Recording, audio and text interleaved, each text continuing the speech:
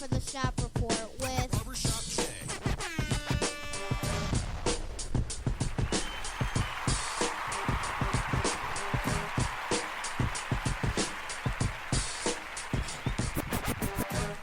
What up, sports fans? Welcome to the Shop Report.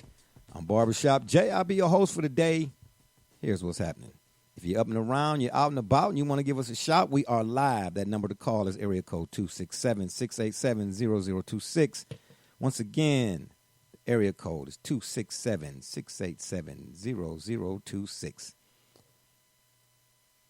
My cat, one of my co-hosts, Brother Rich, has a rant of some sort that he'd like to say today about the NBA and, of course, our Week 9 notable team performances from the NFL.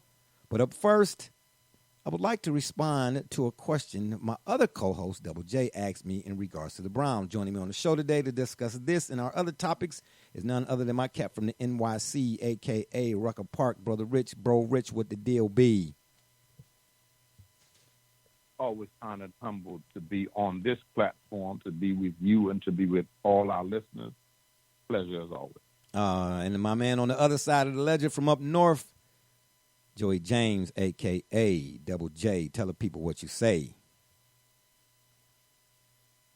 Let's get this party started, right? Well, really? You've been hanging out on St. Clair too long. And then last but not least, my man from the CO Lone Bus, D. Gully. What's the deal, son? Let's get this party started quickly. Oh, that was even worse than Double J. So glad you did that. Yeah, that was terrible. That was terrible. I appreciate the A. You get a F for effort. But yeah, let's get into this first one. And would you all please, due to the fact that I have bouts with senility and senior moments, would one of you all remind me to say here today on this program what Herm Arvey said in regards to Baker Mayfield and him walking out of the press conference and such. And as it relates, are you going to tell us what he said about the Cowboys? Here we go. Really? You really trying to make this a lighter moment? It's not a lighter moment. Not today. Not today. I don't know if you want to do that. Okay, you know what I'm saying? I will send Peter out there to find out why you I'm wearing. just saying because you named the subject and you didn't mention Baker Mayfield as a subject. You're just throwing this as an aside. No, I'm not. Are you going to tell? No, us? he's a part. The only thing he said, right? He's. I'm gonna tell you what Herm said in regards. You didn't let me finish, but you never do. That's why I'm gonna send Peter out there to find out why you're wearing Pomeranian hats. But anyway, as it relates to what he did in regards to, because his question was, you know what I'm saying, where's the, you know, the backlash is the backlash, but you know what I'm saying, when Cam Newton did it, he was making a comparison type deal, you know what I mean, which I thought was rather interesting. So again, let's jump right into this whole deal. Double J, you asked me last week when we were on the show. We were, of course, going on and on about the Browns, as we have been. Brother Richard, I will mute you if you say one more thing about them darn Cowboys. But you had said, Double J, in all of our banter back and forth, you said, what do you expect from them? And that stuck with me. Now, I wasn't in the right frame of mind to really answer the question the way I wanted to, because we was all going at it. It was going good. And after we got off the air, I gave that some thought, because that was one thing out of everything you said. You know, I really don't listen to much that you or Brother Rich say here lately, you know, kind of go in one ear and don't go even to the other ear. But that, for whatever reason, got through, right? So I said, Dad, you know what, that had a good point. Let me sit down. And, of course, you know, I put pen to paper.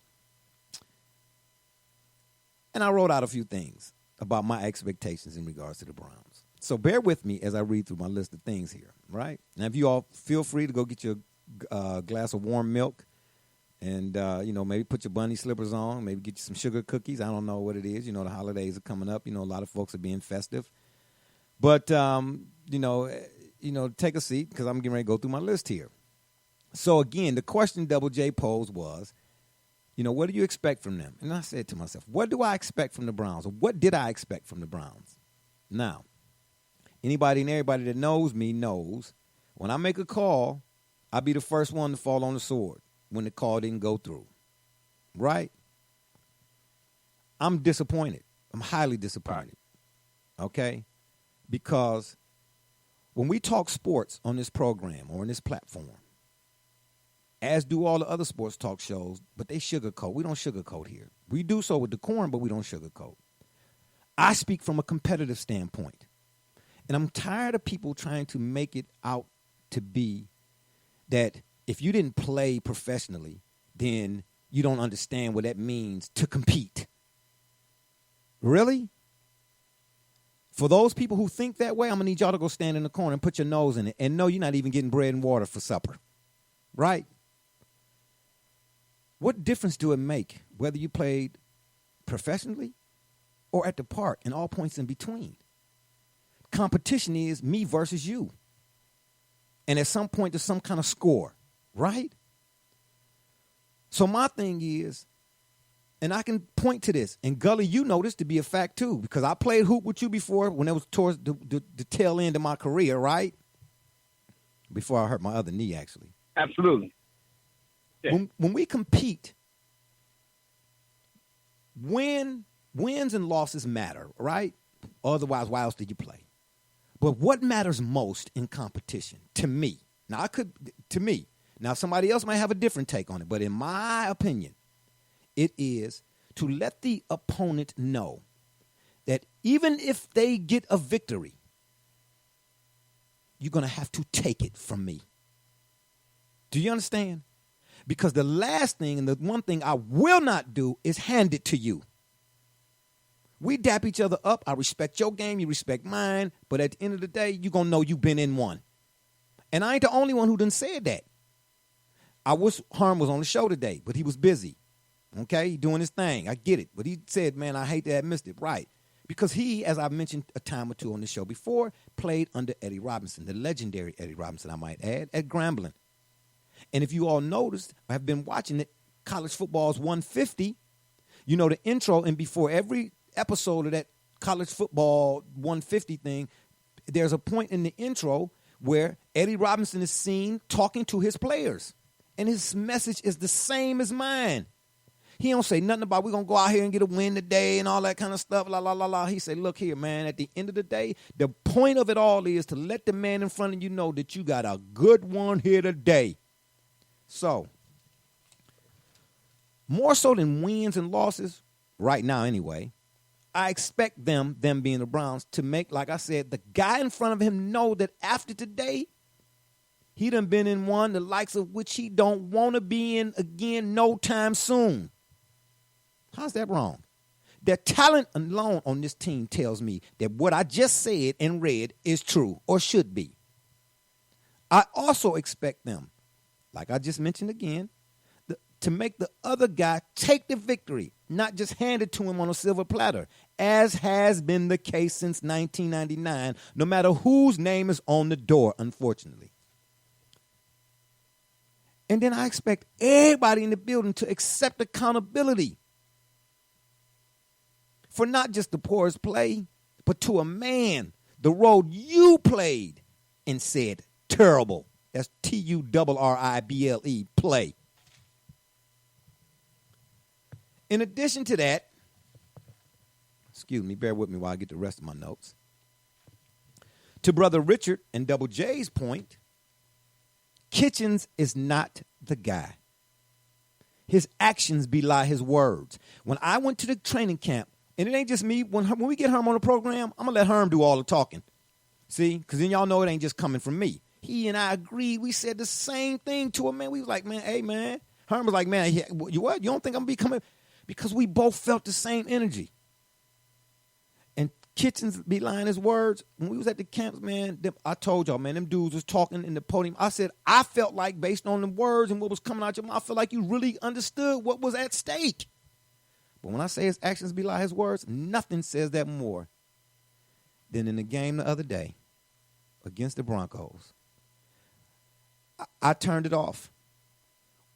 When Baker scrambled for that first down on a 4th and 1, nothing says that Kitchens is not the guy more than Chubb not being in the game at that point in the game. And instead, we had to witness, quote unquote, because they've used that word or term here in Cleveland a time or two, a Baker Mayfield sneak that was unsuccessful. Listen, who are you outsmarting? Help me out. Help me to understand that. Brother Rich, Gully, you all can attest to this has been my message for a long time, ever before we even got to this point doing this program. I've said, I want a coordinator or a coach, if nothing else from an offensive perspective, to make a defensive coordinator have to stay up at night because he understands that he's going to have to defend every blade of grass. 2, did I not say anything or mention more than once about third down? And third down is the barometer for the success or the lack of success that your team is having or not having? Did I not say that? When you got Chubb in the game and who did all this work, put in all this work to get you down there to that point, you take him out the game. You don't think the defense knows that? And you put Dontrell Hillard in the game at that point to run a sneak with Baker? You got to at least leave Chubb in the game in that instance so that the defense will say, hey, we don't know who. We got to worry about him and them. Ain't that the whole idea? Let me continue. I've noticed that when the Browns do win, on rare occasion, they do so begrudgingly. I'll say this about Baker. He has sincerely, severely regressed. What happened? I have no idea. But here's a clue. They should have probably kept my man Greg Williams, probably, because he had experience at that position. He had more NFL experience regardless. And then I'm going to point to John Dorsey, too. He gets some of this action, too, because I was a big fan of John Dorsey, right? That whole thing going, how we talk about the minimizing the risk and all of that. I thought that's what he had done here. But at the end of the day, I will stick to Dorsey probably at some point went to Kitchens and said, hey, man, I know we still got a few things that need to be fixed. That's on me. But I gave you enough talent that I'm going to need you to explain 2 and 6. Baker, feeling the pressure. He's starting to press. You can see it. And again, going back to Kitchens, bad play and game clock management. Lastly, I'll say about the Browns is this. Should they run the table? And this is the question I pose not only to my panel, the folks on my panel here or the panelists here, but to those who are listening, all 2 of y'all, I appreciate you. Should the Browns run the table? Does that or will that eliminate or just cover up their warts? Brother Rich, we'll start with you and your response to everything I just read. Well, first and foremost, I appreciate everything you read. And for me, I'll synthesize it like this. What I see with the Browns is this, first and foremost, an inexperienced coach, a quarterback that is trying too hard to live up to an image that he has not yet achieved the status. In actuality. The worthiness of. Right. The actual. And in reality, right. Okay. And you have players who were more caught up in the height of what their potential is as opposed to just getting it done on the field. You put into that mix a player like Odell Beckham Jr., who is already a recognized, whether we agree or not, he's already a recognized superstar.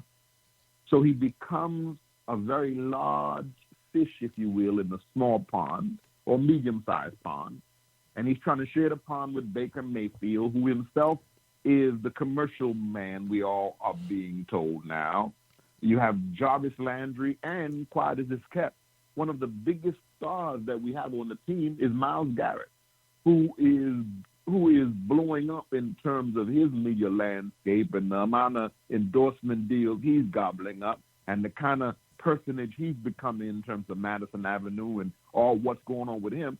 So you have a lot of young people, and there's not a coach in the room, in the building, to keep and put all that together and keep the focus on what we're supposed to be doing on the field, which is why, they need to get rid of the coach right away. Mm-hmm. Even if they ran the table going forward, the way the season has unfolded thus far has served to say he just may not be the guy to lead the effort. Maybe he can work in some other capacity, but leading the effort as an organization from a head coach perspective, he's not the one. Gotcha. Go ahead, Double J. Well, I'm going to double down on everything that's been said up to this point, and here's really what I want to point out to you guys is you look at situations. I'm going to stray away from football first, and I'm going to look to the South in Cleveland, former Cleveland general manager for not the Browns, but the Cavs, and David Griffin.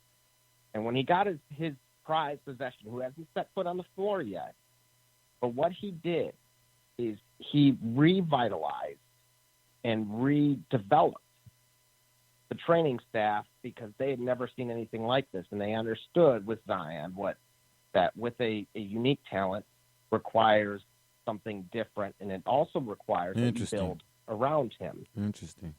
So why I'm pointing that out to you is because let's look around the AFC North.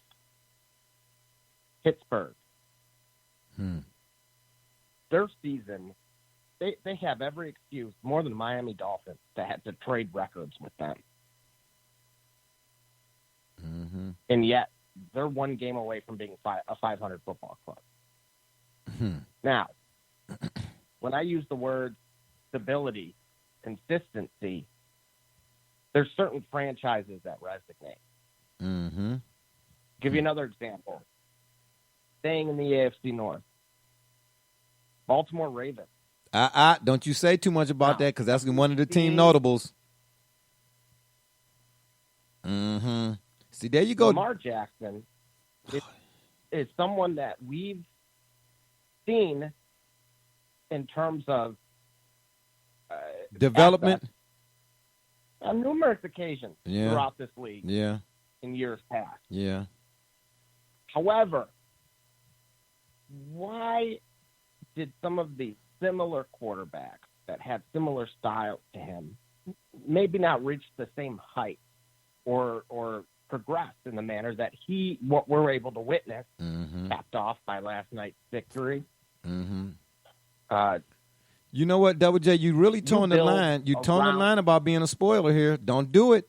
Don't you do it. I'm telling you right now, I will return you to the queue. Well, Rocket Mortgage Fieldhouse. But go ahead. But the point is here, you don't just take a physically gifted quarterback and you plug him into what. Right. A guy kind of figured that's where you're going. A square peg into a round circle. hole. Yeah, all right. At some point, if you hit it hard enough, you're going to get it in there. Yeah, but it's going to be beat up. But at the same time, that doesn't really mean it. And this is where it comes down to culture. And uniformity. Exactly. Uniformity. The only thing uniform about the Browns right now, unfortunately, is that they're all wearing orange helmets. Oh, wow. And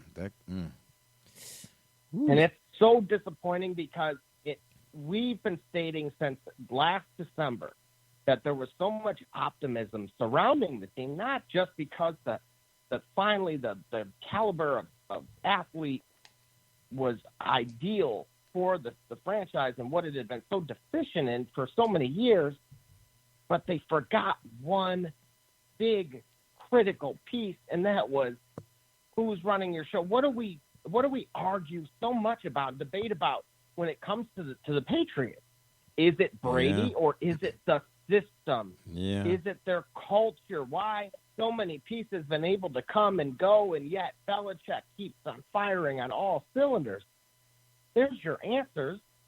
Yeah. That's where the problem lies, and unfortunately, within this coaching staff. Yeah. That's all they're missing. If they can get someone to understand how to utilize Baker Mayfield's strength, because right now it looks like they're telling Baker, go out there and wing it. Yeah. This is Oklahoma. Yeah. You know what? And let me interrupt you right quick. That's two things I saw, and I'm not comparing the two, but I see what I see in Lamar Jackson, and I got to eat crow on that too, and I'll get to that when we get to our notables. But I see the Ravens have set him up that he's allowed to use his football instincts in an instinctual way. Does that make sense? Right. as opposed to Baker. I've seen plays from the backside where he got running, and you saw him do it a couple times the other day. He's running, but it's almost forced. Like he don't know. That's what I'm saying, man. Something is amiss with that guy. It's almost like he all of a sudden forgot how to play with his instincts. If you go back and look at him when he was at Oklahoma. Because he obviously did, Jay. Yeah. He obviously did. He's not reading his playbook. He's doing Well, too I many don't. commercials. Well, Herm, but you see, that's something Herm pointed out. What 3-4 shows ago? Remember, I read the text that he sent me on air. But we're gonna let Gully weigh in on this too, so we can keep the thing rolling. Go ahead, Gully. What you got to say about all this? Well, it's unfortunate, man, because this is the year that it seems like, as far as a roster, in terms of the talent and, the talent that they acquired through draft, through trade, it looks like they made a very valiant effort at addressing the areas of the team that struggle. Like, everything with the Browns organization, everything in terms of the roster, in terms of the 53-man roster, looks like Can you hold that thought? Really great attempt at addressing all of their needs. Hold that thought. You mentioned the word effort. Let me say something about that right quick. Yes. To Brother Rich and Double J's point and the cats in the shop, because we had this discussion, and everybody wants to point out coaching. I get it. But you mentioned the word effort, and that's where I lie on my whatever you want to call it, lies on the other side of the coin when I be talking about the players. If you watch the play in particular where the tight end caught the pass for Denver and the whitehead guy, and we're not going to even discuss what he did after the fact and what he said in the media. But you see he tried to throw a shoulder tackle or whatever the case may be, and he failed. But if you see the effort from the Denver tight end, where's that? See, in other words, the coach can coach and the coach can teach, but the coach can't teach effort. That's on you. Correct. Where's that at with the Browns Correct. players? I see it from Chubb, but aside from that, I'm talking about on both sides of the ball. I don't see the effort. I have not seen in all of the Browns' losses this season, I've seen them be out-efforted it, if that's a word or a term. But you know what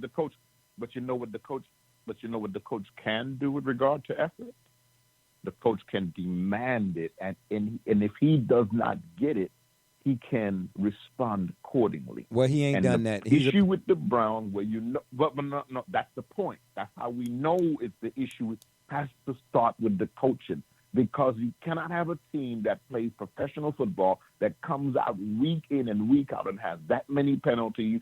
That the quarterback never looks like he's ready. He looks like he can't even. He's frozen most of the time. He doesn't know what to do. You got a world-class receiver that's running down the sidelines, frustrated, and when he should be a featured element of whatever they're doing there, but he doesn't even understand what's happening. That all stems from what's the game plan? What did we come into this game with? Who's doing that? Okay, Where's listen. that And we gotta let Gully finish his thought. But what you're speaking to is schematics. That's fine. All of that's true. But what also is true is I watched individual players, and I see guys getting pushed, flipped over, and pushed aside and tossed aside, and I'm like, the coach ain't got nothing to do with that. Listen, it's go all the way back to our childhoods. When your parents sent you out to play in the summertime and you went to the park on your own, because you could do that back then, and some kid walked up to you and punched you in the stomach, we didn't go home and get our mamas. We didn't go home and get our daddies, because we were already taught. I ain't going to be with you everywhere you go, son, but here's what happens. If you get involved, if this go down, this is how you handle it. You understand? Hey, if he punch you, then you better give him back 2. That's on me, man. Go ahead, Gully. Finish your thought. That's on me. Well, it's just that given, at least front office-wise, it seemed like the effort to really turn this team, to really not even so much turn the team around, to establish a new identity, a new culture for the team. It seems like all of that was done And it's just, in my opinion, it's just surprising that we still look the same as we always been. The Browns still look like the same, and I think it's shocking at this point because there's too much talent to be looking where you're at. Thank There's you. Too much talent. Thank you. It's too much talent on this team to be looking like the team in 1999. Shoot, it's more talent on this team than the 10-6 team with Derek Anderson and Braylon Edwards. Okay, so then how can you all continue to say the Browns are still the same? From a talent point of view alone, the Browns are not the same. From an expectation point of view, the Browns are not the same. From I disagree with that. You from an expectation? You said from an expectation? Well, if we go to expectation point of view, yep. The Browns are not the same. When is the last time the Browns entered the regular season with this level of anticipation from the national media surrounding its potential? Please refer. The year after they went 10-6 with Derek Anderson and Braylon Edwards and Kellen Winslow. Okay, but when was that? When was that in the modern era, sir? When was that in the modern? That was 2007. That was 2007. Okay, that was 2007. Yeah. So, okay, but see, even still, Brother Rick, if we go back to we had talked about this even a couple shows back. You know, the famous Bill Parcells quote: "You are what your record says you are." There are 2-16. Okay, there are 2-16 that don't look like they should be talent-wise. A 2-16. That's this all is I'm why saying. we're talking about the expectations. It doesn't. There's something not adding up. This Thank is you. 1 + 1 making 3. But here's, Jay, I wanted Gully to finish his point before I responded to you the last time. But let me tell you one element that's missing in your park scenario of a young person going to a park and then coming home and saying, and then being instructed to go back. Here's the difference. No. I didn't say instructed to go back. I said when you go outside to play in the summertime and you at the park, you ain't coming home till darn near the street lights come on. You out there all day, but you're not going to run home. No. But here's one element of what I'm saying about this. When you talk about the effort and it's on you to do it, here's the difference with that. When you have an organized team sport like professional football is supposed to be, there's one thing about when you hear all of the greats talk about their coaches. I've heard people talk about Parcells, in particular, growing up in the New York area. People talk about Parcells. And to a man, and I know you hear this about Belichick, to a man, the players themselves know. You may not give effort. You may not feel like doing it. You may not want to do it. You may have partied last night. But when you get on that field, effort is demanded just because, see that man on the sideline? If you don't give effort, the kind of response that will be coming from him will be such that you will understand that we don't play that here. When you talk to the people who played for Parcells, they make you know you don't play that here. Obviously, that does not exist on the Browns in Berea because you have the talent, and if the talent were forced to live up to its potential, we would not be having these kind of conversations, and that's why we are all so disappointed right now because we know that everything exists, but there's something obviously missing. So it's not an on-field element in terms of talent-wise. It must be something else in the gumbo. The ingredients are not being brought together correctly. I'm with you. So somebody's not standing on the sideline making that happen. Okay, listen, I'm agreeing with that, but that is not where the buck stops, is what I'm saying. Look, Bill Belichick, for all of his greatness and standing on the sidelines, I get it because I watched America's Game. I don't know if you all have seen these before, but they are hour-long documentaries of past Super Bowl champions. See?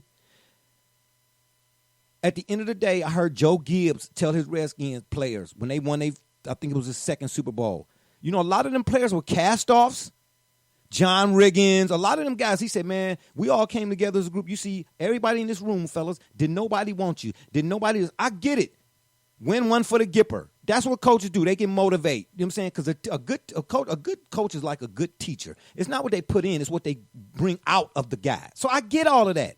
But at the end of the day, every last one of them coaches we talk about, what did they say to the players? And I'll be more specific in what Bill Belichick, because he's recognized by everybody here as one of the best, right? To ever coach or walk that sideline. What is he saying? Telling the players, do your job. He don't get to the media and say, yeah, I'm going to do my job, or I'm expected to do my job, but ain't nobody else expected to do their job. In other words, he's saying, I got a job to do, and so do you. When he's crouched down, because we've seen video and shows and tapes and documentaries where he's sitting down with his hands on his knees, crouched down, and he's looking at the players on the sideline, and he's telling them what? Do your job. And when I see the Browns right now with the talent on the field that they got, it's a lot of cats I don't see doing their job.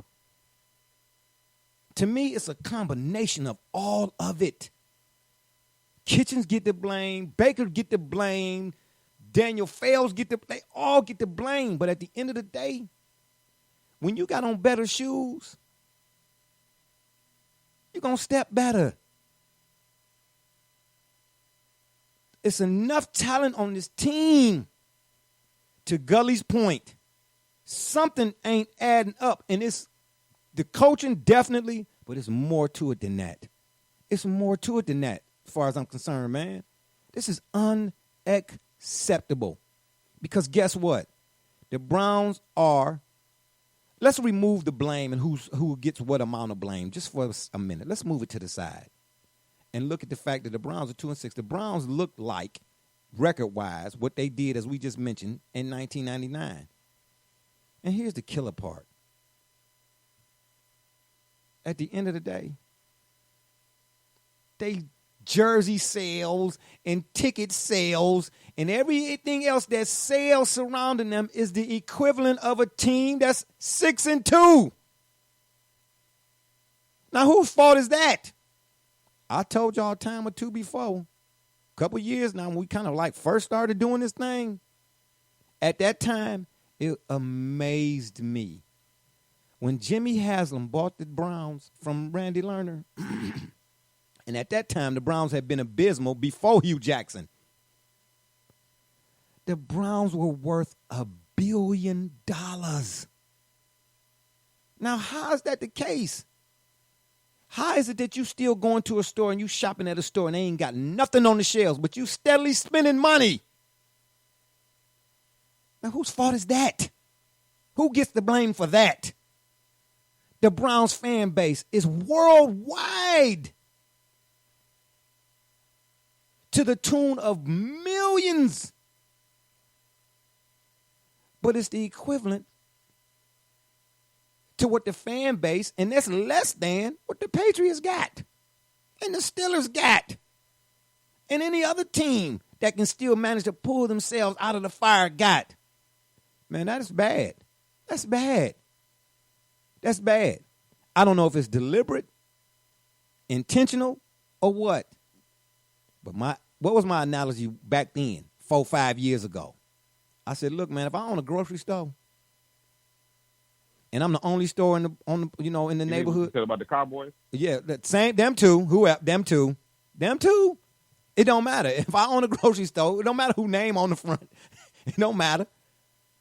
And I'm the only grocery store in the neighborhood. Everybody got to come see me. As the owner of that grocery store, it's my job to stock the shelves, correct? Yes, it is. If I see people come in, but what it costs me to stock the bread is kind of pricey if I buy the good bread. If I buy the good loaves of bread, it might cost me $4 a loaf or something. So I got to charge you $5.50 or something to make a profit. Okay. But if I see that I got a loaf of bread still on the shelf that I forgot to sell, didn't sell when it should have sold, and it's kind of old, so I mark down the price hoping that it'll sell, and I mark it down to $1, and folks coming in there buying it. Well, wait a minute. I ain't going to spend $4 on a loaf of bread no more to stock, and I see folks running in and they still going off the shelves at $1 a loaf or $3 or whatever, and I'm making a profit off the stale bread. Whose fault is that, man? But I digressionize. At the end of the day, man, this can't keep happening, man. It's a whole generation of kids, man. That don't even my sons, man. They be laughing at me, man. Hey, Dad, you a Browns fan this week? And then their little friends be over. And then, of course, they look up and see I ain't got no hair on my head. Man, it's bad for me, man, on this side of town, man. Gully, when you coming back, man? I need some help, man. You know what I'm saying? What's even worse is that year after year, and you highlighted it too in conversations past, year after year, there is a team in the NFL in some division that's going from worst to first. Year after year, there's a team that's worst to first. Okay, and in 20 years, that team has never been the Browns. On that note, we're gonna move on to some NBA randoms. That's a way to end it, Gully. Woo, my man Gully, you be on the scene. See, when we started this out, and I got mad love for Brother Rich and Double J. When we first started this, I'm talking about when the video was real scratchy, it was me and Gully. You know what I'm saying? But he decided to take his talents to South Beach. Why, I don't know. But he did. I don't know what you moved up there for. What was going on up there that you had to move up there? Victoria's Secret was selling all their establishments. He didn't want to go to Dallas with you. See? Yeah. That's funny, Double J? Got you. All right. Just understand this. Somebody going to get a lump of coal in their sock, whether you celebrate Christmas or not. All right. The number to call if you're up and around, you're out and about, and you want to give us a shout is area code 267-687-0026. We will revisit this topic later on down the line, I'm sure, because I actually will pull up some information, do some research on all, because I've done it before, but it's been so long. I got to go back and do it again, but I will pull up all them teams that went from worst to first because I did it, and we'll approach this topic or broach this subject again. But again, that number to call if you're up and around, you're out and about, and you want to give us a shout is area code 267-687-0026. All right, before we get to Brother Rich's NBA rant, because he called me. Oh, by the way, Brother Rich, I recall that when the Major League Baseball playoffs were ongoing and the Yankees were still in, I recall you texting me saying something about a mule. That is correct. I did say that. You did a mule and some sort of. Do you still hold to that? Okay, no, okay. I did say that. All right, so we're going. I absolutely did say that. You say that, right? And where's that mule at now? Packing. Yeah, we're going before we get to brother Richard's NBA ran through Washington D.C. Yeah, right. Okay, got you. Oh, you mean the same Washington D.C. Nationals team that was 19-31 at That's one exactly point in the what season? I'm talking about. Yeah. You know the symbol of Washington D.C. We don't want to get into the symbols. All I know is they symbolize what effort can do. Before we get to Brother Richard's rant, a few things that I would like to point out about the NBA. Now, I usually don't really go into the NBA at this time of season because it's still early on, but there's a few things that kind of stood out to me. And as always, I don't really get to see the games, especially not the NBA games. Not the way they got me doing what I do. But anywho, don't look now. But the Miami Heat, now we've been having these conversations about who might come out the East and all that kind of stuff, off air, so to speak. But, man, the Miami Heat are coming. That win over the Rockets. Well, let me just ask you all, yes or no. Brother Rich, were you impressed by the Heat's win over the Rockets the other day? 129-100? I absolutely was. I was, too. I absolutely was not. You absolutely were not? I said I was not. Okay. WJ, what about you? Were you impressed? Unfortunately, no, I was not. Oh, wow. What about you, Gully? The Heat's win over the Rockets? Yeah. Well, I wasn't in a sense because, let me not try to be clever with it. Yeah, don't. I think I know where you're going. It's good that it's a solid win for the Heat. It helps make a more positive statement for the Heat than it does about the about the uncertainty of the Rockets. Yeah, right. To your point. Yeah. I am about the Heat in particular as far as coming out of the East, and I say this because I watched a few of their games. Number one, Double J, you might can speak to this more so than I can. But maybe I saw him and just don't remember because I do be having senior moments. We all know that. Who is this Adebayo kid for Miami? Where did he come from?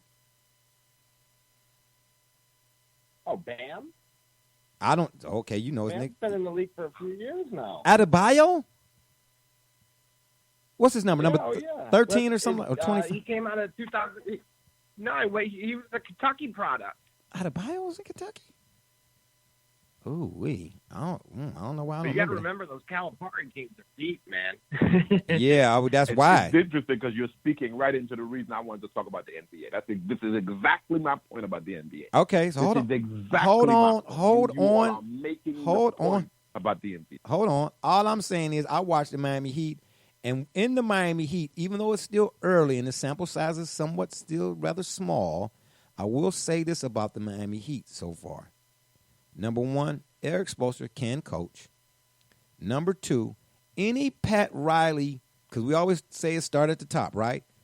We all know what a Pat Riley team or a team Pat Riley's around or involved with, which we thought at one point, I thought that Phil Jackson would be for the Knicks. Dud. They going to play hard, and they going to give it to you. Man, I heard about their practices. They say Riley be down there with their practices, man. He said they go hard the whole practice.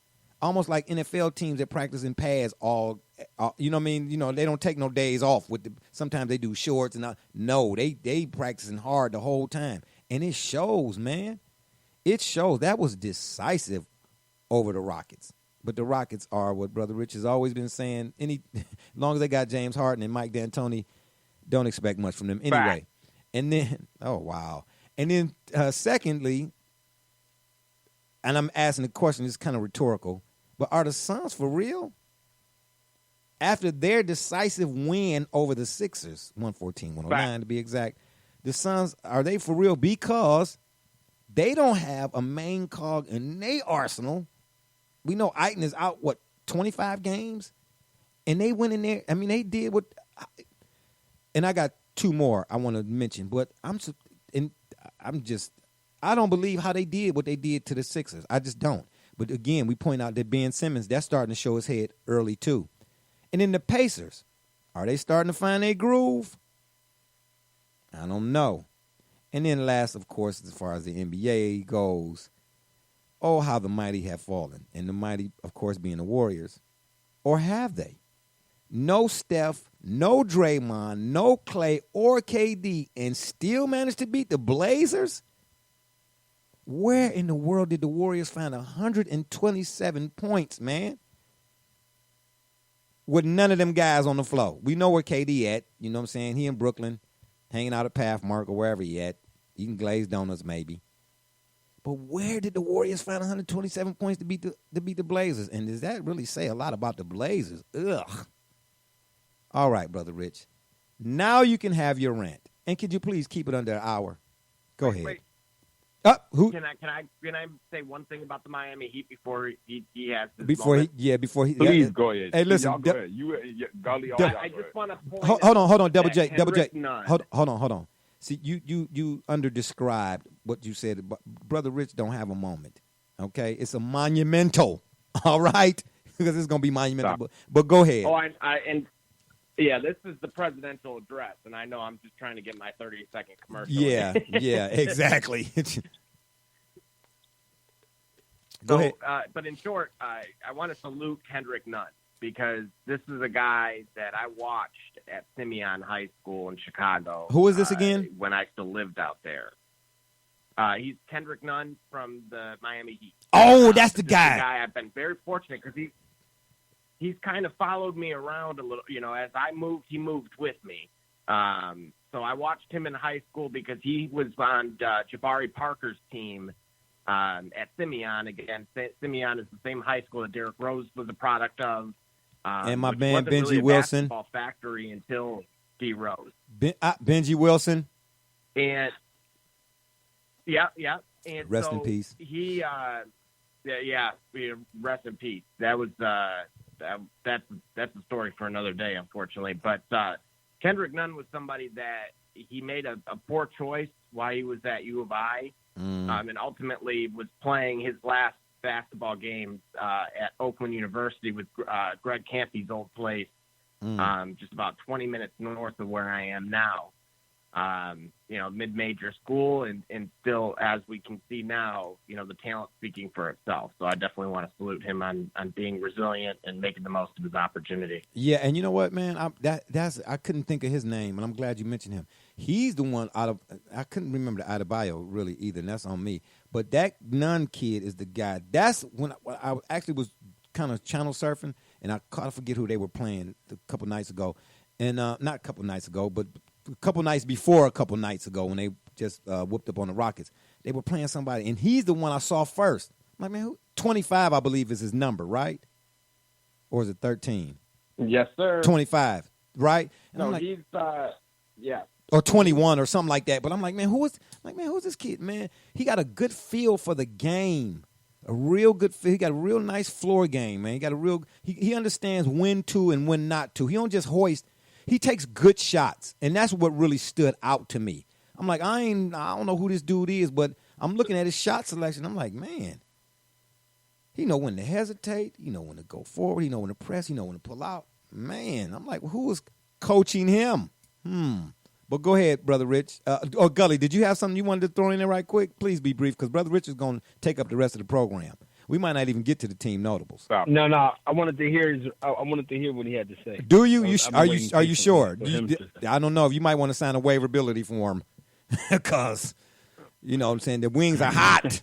They hot like the chip Shaq ate on inside the NBA. But go ahead, Brother Rich. Have your say. I'm going to try to keep this very brief. Stop it. Don't even stall, please. Stop it. No. That's like people saying, I don't mean to be disrespectful, but Here's why. But go ahead. This begins with a two-part apology. One of the apologies, ironically, is directed at you, Jay. Whoa. You want to say that again? You want to run that by me one more again, C. Kimosabi? Yeah, absolutely. And I'll tell you what I mean by that. Now, I apologize also to somebody that, ironically, I don't have a lot in common with, and I don't agree with much of what he says and stands on politically, but I've had to come to accept that what he has said from a basketball point of view over the last several years has come much into fruition. Unfortunately, I went out recently to take in some of the basketball game. It was the same night I went out to watch the Browns. And okay. You've been telling me for years, off airway, of course, when we have our private conversations, you said for years that the basketball that we've been watching has been terrible. The style of play in particular. I really paid attention. I went into a particular sports bar, and I had my headphones on, and I was really paying attention. And I really noticed that, yes, we have the most talent that has ever been in the NBA. The players are younger, they're more gifted, they have more individual talent than ever before. But the basketball that's being played in today's, as you call it, the today NBA, is some of the worst basketball I've ever seen in my entire life. And so I was watching the Lakers, and I was watching them play, and it was so embarrassing that really I don't even see the Lakers. If that team just stays healthy, they're not going to have a problem doing anything. So it doesn't surprise me. This is why when you tell me about Miami beating Houston, I'm not surprised, because as I've told you from day one, nothing about James Harden as a basketball player impresses me. Nothing. I don't care if James Harden scores 100 points a game. He is one of the worst superstar basketball players, quote unquote, I've ever seen in my life. Now, guess His what? game is terrible. He's no example for anybody to look at. Now, hold your thought, Brother Rich, because that's interesting. I feel the same way. But here's what's interesting, and I'm glad you don't have Facebook. You will be surprised. Double J, you know this, and Gully, you too. You'd be surprised to see how many people swear up and down James Harden is the best offensive player in the NBA. He's the worst basketball player. Yes, and they don't think nobody comes close. In modern history of the NBA. And they swear up and down, don't nobody come close. This is why any team that plays against him, that is determined on that night, can kick their backside. So it doesn't surprise me. And I'm not also surprised that you don't know who Sam Adebayo is, because as Double J pointed out to us, he's one of those one-and-done products out of Kentucky. And what we're seeing with the one-and-done, because the league, I heard a seasoned NBA vet who is now retired said that the league got rid of all the real vets like the Oakleys, and they got rid of those kind of vets out of the locker rooms and brought in all the younger players so they could control them through contract. And now those are the young players who are coming in the league unprepared to play. They're getting hurt younger and quicker. So that's why this is why if you go back and pull the tape, we talked early in the season, we talked about two teams that potentially would be coming back with a vengeance because two of their players were hurt and coming back from major injuries. And that was Phoenix, who you just mentioned, and Denver, because their book is opened in Phoenix, and they're coming back in Denver. And now we're looking at Miami as a team that, under the auspices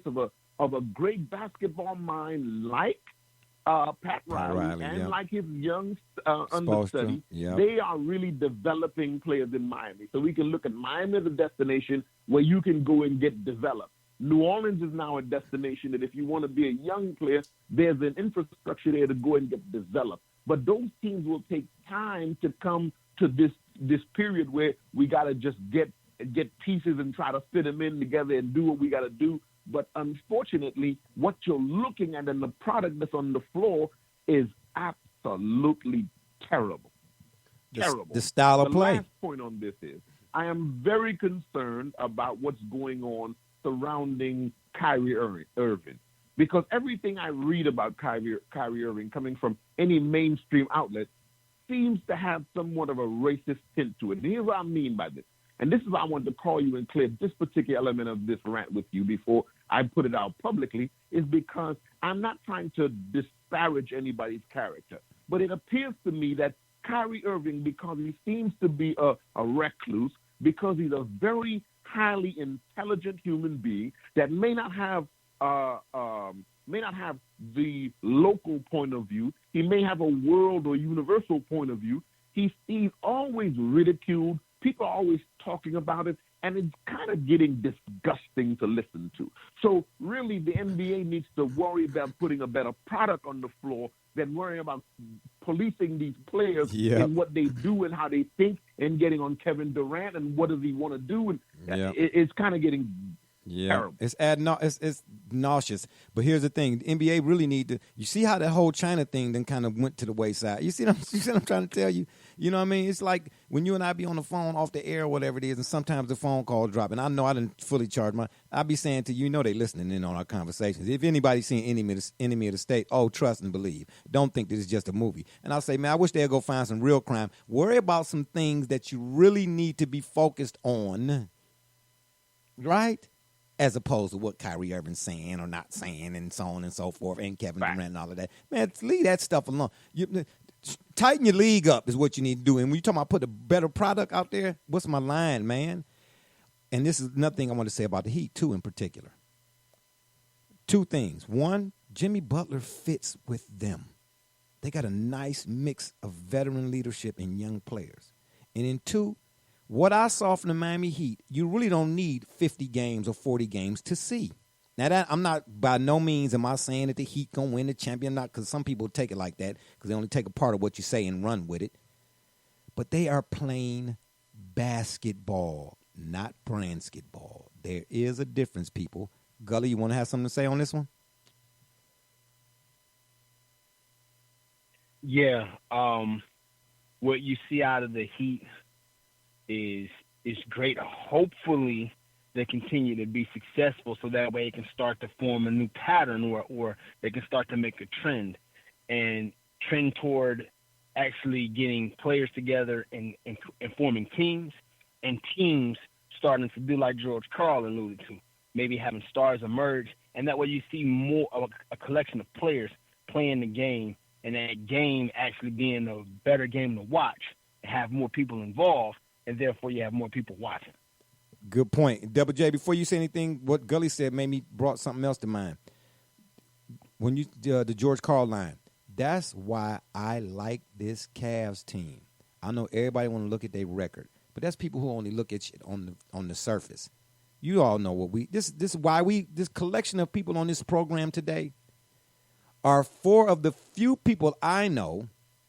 We peel back the top layer. You can't pull up on me in a Dodge Hellcat and say, look how fast my car go. Every last person I know on this program going to ask that person, open the hood. Let me see what's up under there. Get what I'm trying to tell you? I like the Cavs, so I'm not looking at their record. I don't even know what the Cavs record is, to tell you the truth.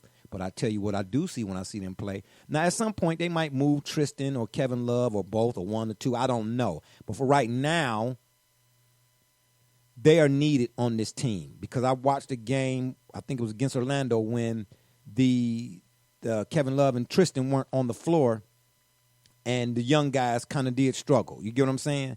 But with one, either if Love or Tristan or both are on the floor, the Cavs played with a – if you look at them on both ends, man, it's nonstop, meaning the ball does not stick.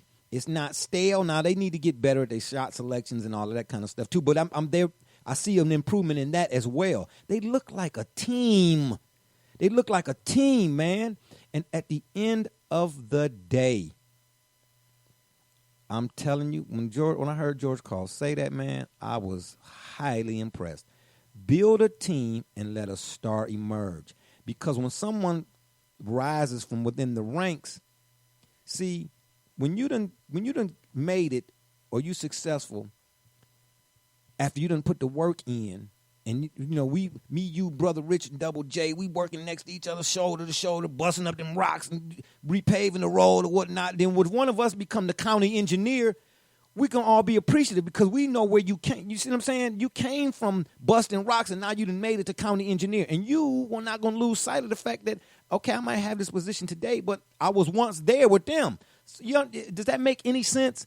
Let all of them guys grow together. Right. So when one guy comes out to be like, hey, man, hopefully he don't lose sight of the fact of, this is where I'm at, but this is where I came from. So let me use that as a reminder. Sort of like what DeAndre Hopkins does and what happened with his mom and why he plays, if you ever read his story. You understand what I'm trying to say? It's something within you. I'm liking this Cavs team, man. I'm not playing. Please tell me. And it's not a knock on Brian, but I want somebody to explain to me. If we're talking about basketball, I want somebody to explain to me one of the barometers that we use to measure a player's success on the court or whatever is, of course, his points per game, right? And I'll tell you, that's not – stats don't equal substance. That is not the all of it, but it is a measuring stick or a barometer, if we would. Why is it that Kevin Love's numbers are starting to look like the Kevin Love's numbers when he was in Minnesota? And why is Tristan Thompson all of a sudden this offensive scoring machine and giving you the energy on the defensive end? That's all I'm telling y'all. What I see in the Cavs for the most part is an energy on both ends of the floor that I did not see even in their championship minutes. But go ahead, Double J. My bad. I ain't mean to hold you up like that to the back of the line. Do your thing. Well, you guys are pointing out some very great points, and really that's where, from a purist standpoint, that's where my concern is. I feel like potentially over the next decade, somebody like you and I may end up coaching the team, spend our hard-earned dollars, or going to watch the G League, because we may see more fundamental basketball taking place, because we're going to be littered with nothing but prospects and James Harden-esque stars. And that's why I've always had somewhat mixed feelings about who you just pointed out, LeBron James, because you have someone so dominant like that on an individual level that, no different than our conversation a moment ago about Baker Mayfield and how coaching staff should cater to that particular position and build the team around them. Well, when you look at it from a basketball standpoint, that philosophy is almost what damns the league. And so, it's not a surprise to me. I've gotten to see Cleveland live this year, and I was impressed with exactly what you pointed out. The Tristan Thompson looks in shape. Don't he? He looks great. Don't he? He looked healthy. Kevin Love, again, everything you pointed out specifically with Cleveland, I disagree with you 0%. And you know what? But what my concern is moving forward. Go ahead. Go Mhm, ahead. Go ahead. No. Okay, let me say this right quick. Well, when you get rid of a kingdom and the Kardashian in 1 year, you should lose some weight. Wow. You might as well just said Dallas Cowboys again. But anyway, that was a good point, though. But what I see from Tristan, he looks to be more than a guy rolling in pick and roll, waiting for an alley-oop. Am I lying, Double J? Come on, No, man. not from what I see. Thank you. I totally agree. Thank you. He looked like totally he looked like an offensive threat. And here's the killer part: it's the way he's doing it. Provided everybody stay healthy and all of that. Tell me why this can't continue? Because it's not like he just picking up loose balls and doing a bunch of putbacks. He is actually involved in the offense, man. I'm impressed. I'm really impressed. Matter of fact, I'm so impressed. I told my sons the other day, we going to some games. And you know me, I do not spend my money down at no arenas when a bottle of Aquafina costs $14.99.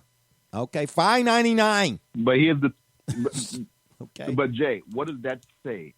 And here's the reason why that speaks into our conversation earlier. A market like Cleveland allows that. A market like New Orleans allows that. A market like Toronto allows that. Right. And that's why the NBA, we're seeing the NBA coming towards something of a parity solution and situation. The question or not is whether or not the product will be around that long, and what will it look like by the time they get there? Will it be pablum, like Double J is saying to us, where you're talking about a league full of prospects? Right. Yeah. Will it be substantive? The style of play. Yeah. See what I'm saying? Is it? Yeah. Yeah, because the big market teams like the Lakers have to keep retooling with quote-unquote superstars to keep the attraction going. Because you heard right now there's buzz in the water that Giannis is going to want out of Milwaukee. Yeah. Why? Because his people are in his ears. His people are telling him, look to where we looking at. Well, are we looking to New York? Are we looking to the next big market to them would be Chicago? But they want out. Yeah.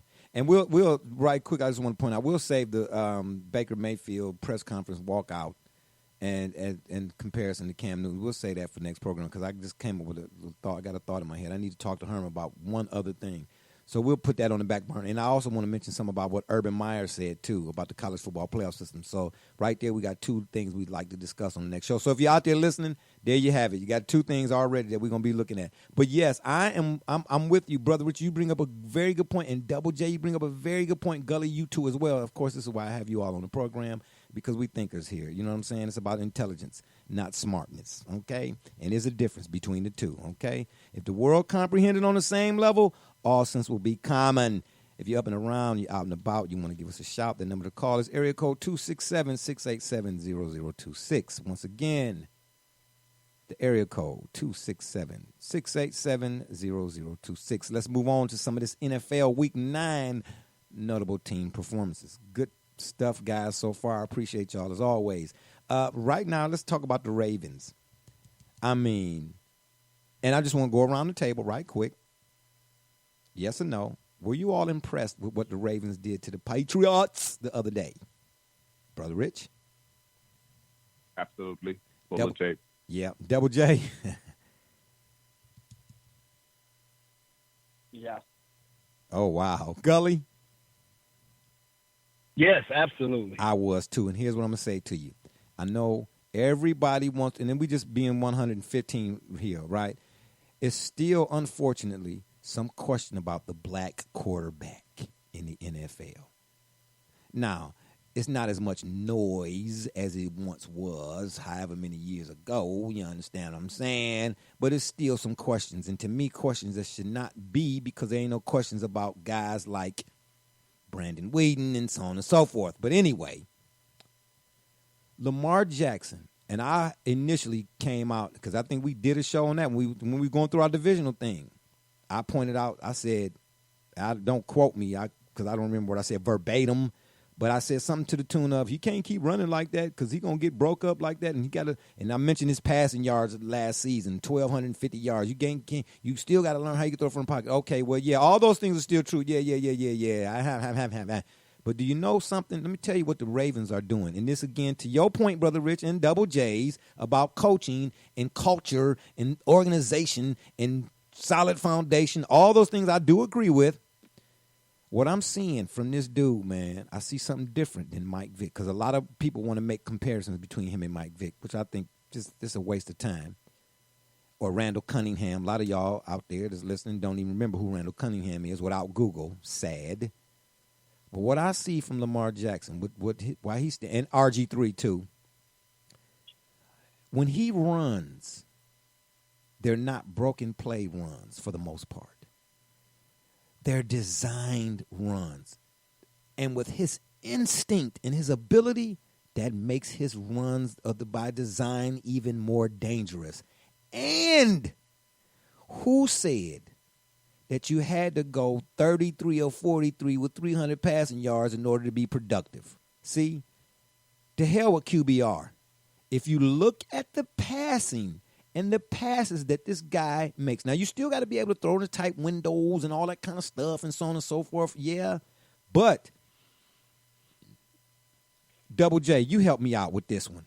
What was his completion, his attempts versus completions? Well, he only threw the ball, 23 times? Something like that, 25 times, if that. But if you look at the throws, not only you still got to make the throws. Now, that's on him. But the situations that they put him in when he goes to make the throw, they're makeable throws because the situations are makeable. This dude is different than Vic, RG3. I'm still a Randall Cunningham guy. You know, I'm in a warm moon. I'm sorry. But I see what Lamar Jackson is and can definitely be. He's a problem, man. He is a problem at that position. He a problem, especially the way the Ravens have constructed that team. And I thought for a minute, I'm like, man, especially after the Browns beat them, I'm like, man, it's starting to show they lost all the defenders. They lost the Ed Reeds and but they got Earl Thomas back there. All you need is one guy who understands what's really going on, and you add a couple of other young guys in who hungry on that defensive side. And then the offensive side, man, I notice his offensive players, his skill position players, they make plays for him. They want to make plays for him, and that goes a long way too. The Ravens are a problem. The Ravens are a problem. What they did to the Patriots, Brother Rich, you think that was an accident? Because some people now want to pass. Now, there's a lot of Patriots fans on Facebook want to talk about something. It was just one game. It was just one game. Absolutely not. Yeah, I don't think so either. Double J, what about you? You think it was an accident? No, absolutely not. I don't. Again, look at this stuff. I mean, Lamar Jackson had 107 QBR. Again, he missed 6 passes. But again, I'm going to double down on your point about building around him.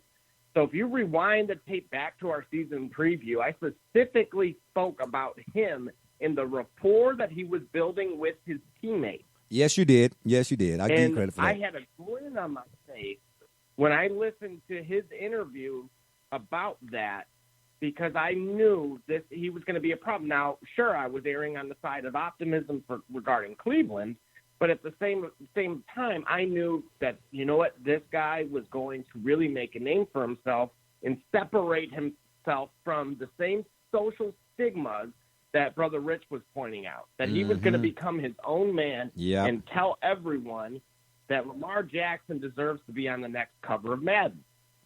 Don't do that to him.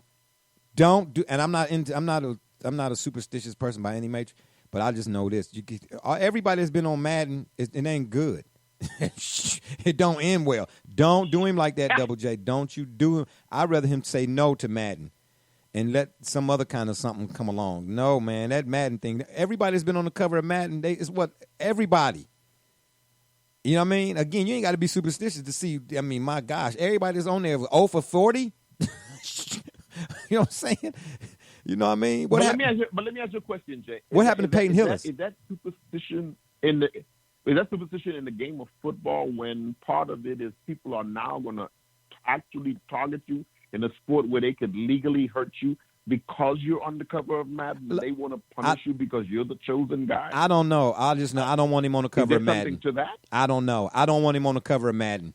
Peyton Hillis was on the cover of Madden after balling out for us or whatever it is, and he ain't heard from him since. Look, Every player that's been on the cover of Madden, Gully, you can speak to this because you still, well, Double J, you're a gamer too. But Gully, weigh in on this now. Don't leave me out here to dry like I'm on the freeway waiting for somebody to run me over on 480. Yeah, everybody that I can think of that's been on the cover of Madden, regardless of what was in Target or not. Oh my gosh, it just ain't ended well. The only one that escaped it was Tom Brady. That's what probably makes him the GOAT. The only one who escaped the Madden for curse real. is Sure Tom Brady. enough. Well, he got help. The league said, okay, we're gonna make the rules so that can't nobody touch him. My bad, y'all. I had to throw that in. And he admitted that the tuck rule was a fumble. Did he not? Yes, Yeah, he of course did. he did. Of course. Yeah, 20 years after the fact, right? Yeah, got you. 30 years after the fact. Man, Charles Woodson still be he be like, man, every time he see Brady, he be like, man, he have his fist balled up at first, be like, all right, man, I'm gonna let you right. He still ain't happy about that. But I ain't mad at him because Right. Charles Woodson was a true competitor. Double J, what do you make of the Chargers and what they did to the Packers? When I say the Chargers rolled over the Packers 26-11 to be exact. And I hope RB is listening. I hope he's listening because I saw him the other day after the Packers took that L, and he was like, man, it was a bad day for football. And I said, yeah, absolutely. That's his one-liner. I love when he say that. Aaron Rodgers, looked pedestrian, or better yet, like Baker Mayfield in the first half of that game. Double J, what's up, man? 26-11? Aaron Rodgers, Green Bay back of their team only scoring 11 points against the Chargers? But I'm going to say this to you, too. And this is my point about Chubb, right quick, about why Kitchens shouldn't have took Chubb off the field. In that instance, we go back right quick about the Browns. Do you think the Chargers would have took Melvin Gordon off the field in that situation? Do you think the Steelers, had they had him, took Le'Veon Bell off the field in that situation? You see what I'm saying? No other coach that's got a guy who they can at least, if you can't count on nothing, nobody else with the Browns, you can at least lightweight count on Chubb. I know the fumbles last week, but I'm just saying outside of all of that, and you take him out the game. But anyway, because Melvin Gordon balled out for the Chargers the other day. But go ahead, Double J, explain what happened. We sure spend a lot of time talking about the Browns on this show. No time about the Cowboys. I'm in Cleveland. I don't need to talk about the Cowboys. I'm in Cleveland. I talk about the Browns. If you go back and listen to my past shows that I've been doing for 5 or 6 years, I'm talking about the Browns a lot. I'm sorry, Brother Rich. I'm in Cleveland. I'm going to talk about the Browns. People in Dallas are going to talk about the Cowboys. I ain't no fan of Jerry Jones or Steven. And Jason Garrett can What get about it the too. line, Double J in Detroit? But Double J, when Double J hosts a podcast, he can talk about the Lions. I talk more about the Lions than I do the Cowboys. No. Double J. Don't start. Don't you start with him or with them or y'all. I'm telling you, that drop top ain't gonna feel right in that drop top. You know what I'm saying? With the top down in the wintertime. But go ahead. No more interruptions from Brother Rich. I'm trying to tell you right now. Go ahead. What was you gonna say, Double J? Before we were rudely interrupted by Ohio State's #1 booster. Yeah, well, it was Aaron Rodgers. I think this is unfortunately a developmental game. You know, he had a Baker Mayfield game where I don't know if it was the insertion of Devontae Adams back into the team that just threw off the rhythm that they had. Because but overall, We're talking about a veteran now. Browns We're talking about issues. They had Browns issues. They had pass protection issues. They had mistakes with multiple penalties.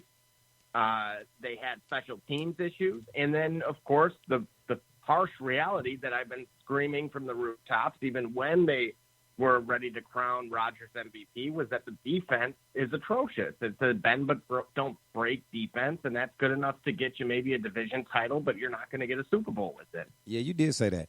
I'm not necessarily. We talking Aaron Rodgers, man. He's a veteran guy. He is that guy. You know, when the Packers win, he get all the adulation. You know what I'm saying? When the Packers lose, it's everybody else's fault. Sound like somebody else we know? Anyway, Gully. Cowboys. You know what? Yeah, that's it. I think I'm going to go to Hooters, man, and get 2 new co-hosts. That's what I'm gonna do. Yeah, that's exactly what I'm gonna do. And at least they'd be In nice. Dallas? At least Y'all got Hooters in Dallas? I don't know where they got them Y'all at. I'm in Cleveland, so I know we got one here. It might be 152 miles away from me, but we got one. The Raiders. I think there was somebody else on this program that mentioned that the Raiders might be. Well, I'm not gonna say nothing. I don't need to, since we talking about Dallas.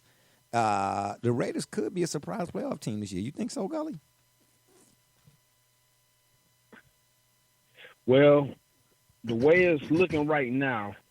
Yeah, they beat my Lions. I'm not happy about that. Go, Matt Stafford. Go ahead, my bad. Yeah, the way it's looking right now, they could very well. I mean, they could very well. It's only 8 games left in the season.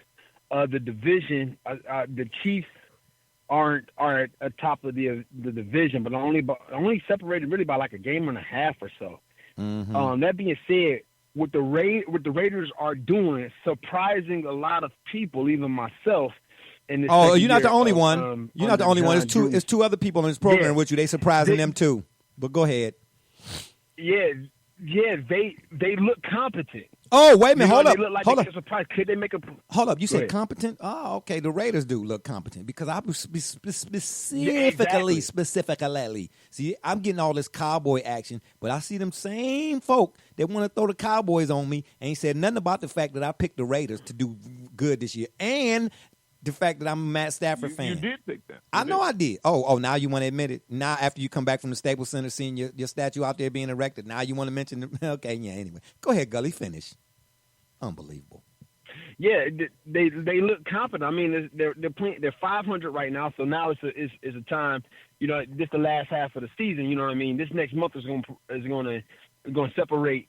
You know, the contenders from the pretenders, but they look like they have what it takes to really make it. You know what I mean? And again, that division, you might be 500 winning the division if unless the Chiefs have really got something to say about it. All in all, I'm really liking, and I think it's really legit the fact that the Raiders look like an above-average ball club. You know what, Double J or Brother Rich, before y'all weigh in, you know what's interesting? I'm going to say this about the Packers, too, and the Chiefs. They look, I'm not going to say they look vulnerable, but they don't look invincible. Neither one. And the Chiefs more so, I'm telling y'all now, man, I get modern medicine. I don't think Patrick Mahomes is going to be the same. He might still be able to wing it and sling it, dink and dunk it, bagels, Dunkin' Donuts, all that good stuff. But I'm telling you now, man, dislocated. Let me ask this. Let me put it this way. Brother Rich, have you, and I'm praying it don't happen. I'm just asking a question. I'm not trying to put nothing out there in existence now. You know? No, I have not. Okay, good. I have not. I'm glad. Thank you. I'm glad you ain't even had to ask it. Yeah. Double J, have you? No. Okay. Gully, have you?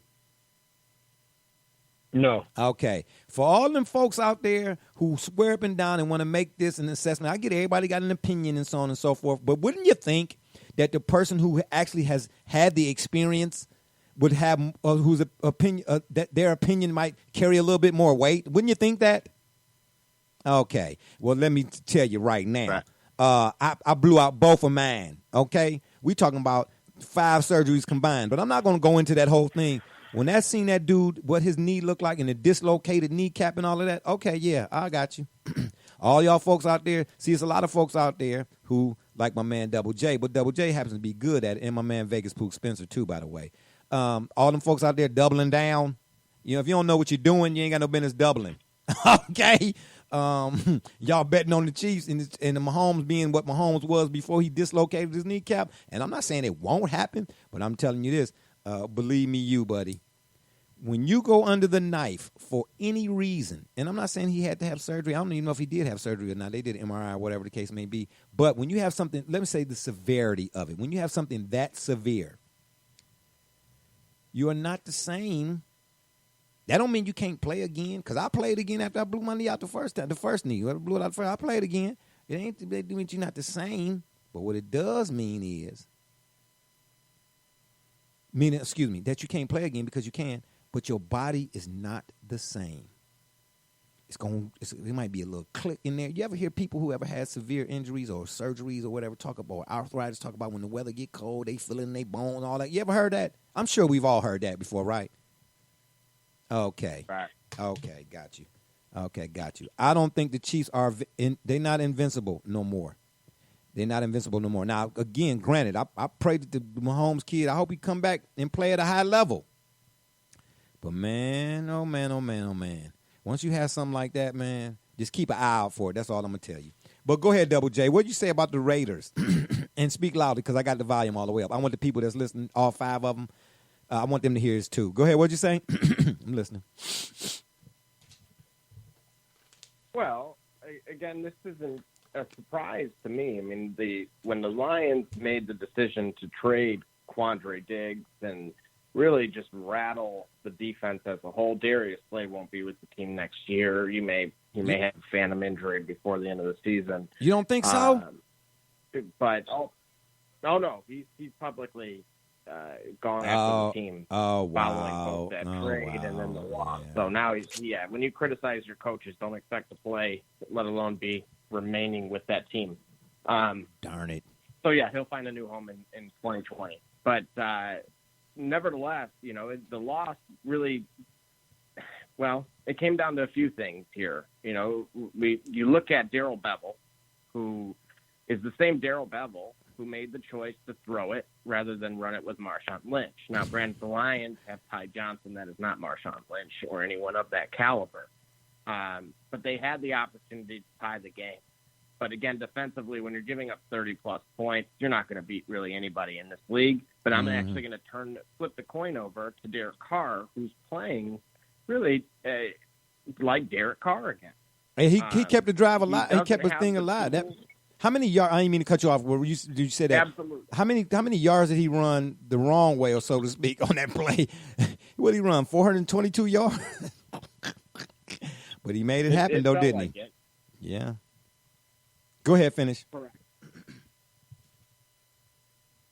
But ultimately here, he's got guys like unsung heroes like Darren Waller and, of course, the running back Tyrell Williams, looking like 2016 Tyrell Williams.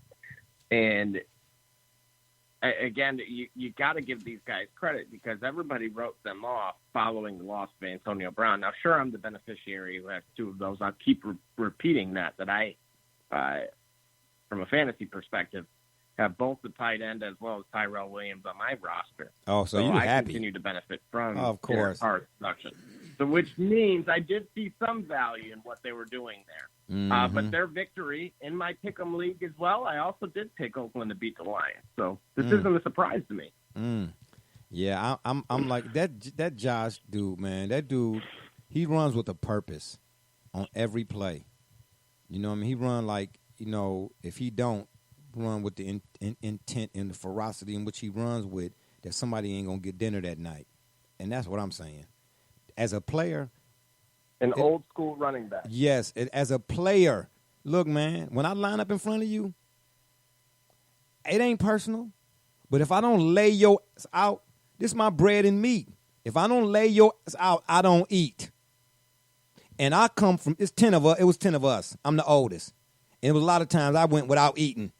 So anytime I step out on that court, or anytime I step out on that field, believe me when I tell you, that's what I got in mind. That's what I'm bringing. When I show up at the Rucker, and even though I got my ankles dragged, and when I show up there, or any park, or wherever I play, that best believe that's what's on my mind. Just like for DeAndre Hopkins, what happened to his mom is on his mind. That's why he go out there and do what he do. Just like Josh Jacobs, I run angry when we did the story on that. See what I'm saying?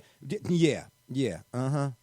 And I ain't never played professionally, but every time I play competitively or in a competition or against somebody else, oh yeah, that's what I was coming with. Did I win every time? No.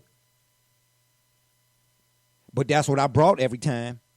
Like, yeah, I might not eat tonight because my brothers and sisters got to eat. But guess what? This going to make up for it. You see what I'm saying? Yeah, this going to make up for it today. And one time a dude walked up, he said, man, you play hard, man. What? He said, man. I said, hey, man, if I don't, I can't go home as far as I'm concerned. Yeah, but anyway, Brother Rich, you know what I'm saying? Yeah, brother, Because Gully happened to be family, y'all. In case y'all didn't know that, yeah, he know. But brother Rich, if you wanted to, you can send us on home with your thoughts on the Raiders. Just win, baby. Well, with respect to the Raiders, I'll say this: who is the Raiders quarterback again? Derek Carr. Barbershop J. And they still play in the AFC. And their quarterback is Derek Carr, the defense ref. Oh, you know what, man? see what I'm saying? He just, you know what that was, Double J Gully. You know what that was right there? That was a backwards Dallas Cowboy reference. That's what that was, man. Brother Rich will not leave it alone about these Dallas Cowboys. I'm starting to think, man, you got a star somewhere painted on your front lawn. I'm trying to tell y'all. You know what I'm saying? Or maybe the dog, when you walk in, the dog got a little Dallas Cowboy sweater or something. No, that's what TMZ has a shot of your front lawn right now. I saw it on the internet. Oh, wow, really? That's how we're going to do this? Fellas, I appreciate y'all joining me on the program today, man. As always, it was fun. And on that note, it's been fun, but we got to run. We appreciate y'all for listening. Don't forget to check us out right here on the Spreaker.com network. You go to the search box, you type in the Shop Report. Or, as always, you can check us out on Facebook. Or, should I say, you can go to our Facebook fan page. You can check us out on Twitter, our Google Podcast. Thankfully, we got that up and going. Our Apple Podcast, Spotify. And please, if always, I would appreciate it if you give us a follow, especially on Google Podcasts. And you should give us a follow or subscribe, and share it with us. Or, as I said, you can check out our YouTube channel. And, of course, you can always get at us or get with us via email to shopreport365@gmail.com. Let us know what's on your mind, man. If you want to talk about something, hey, look, I'm always open to new topics or ideas, you know what I mean? Sometimes with my co-hosts, you know what I mean? When they get to talking about, they text me, hey, man, you seen about to have them Cowboys? I shut the phone off. So, I'm looking for the folks out there that's listening who ain't going to talk about the Cowboys to give me some thoughts and some topics I might want to discuss here on the show. And if that don't work, as always, you can Google it. From my man's upside on the NYC, Be Rich, and my cat up north, Double J, and my man from the CO Columbus, D Gully, and all those who support us and listen to the show, we say thank you. Barbershop J, and you listen to the Shop Report. But remember, the next time y'all want to know what's really going on, man, come to the shop. Walk-ins are always welcome. Holla!